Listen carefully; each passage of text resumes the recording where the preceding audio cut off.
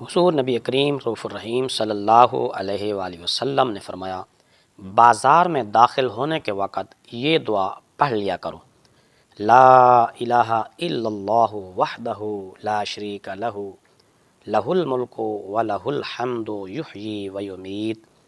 وہو حی لا یموت بیدہ الخیر وہو علی کل شیء قدیر۔ نہیں کوئی معبود اللہ کے سوا، وہ اکیلا ہے، اس کا کوئی شریک نہیں، اسی کے لیے بادشاہی ہے اور اسی کے لیے تمام تعریفیں ہیں۔ وہ زندہ کرتا ہے اور وہ مارتا ہے، اور وہ خود زندہ ہے اور دوسروں کو زندگی عطا کرتا ہے، وہ کبھی نہیں مرے گا، اسی کے قبضہ و اختیار میں سب بھلائیاں ہیں، اور وہ جس چیز پر چاہے قادر ہے۔ امام ترمذی، امام احمد، امام حاکم اور ابن ماجہ نے حضرت ابن عمر رضی اللہ تعالی عنہما سے روایت کی ہے کہ حضور اقدس صلی اللہ علیہ وآلہ وسلم نے فرمایا، جو بازار میں داخل ہوتے وقت یہ دعا پڑھے گا، اللہ تعالیٰ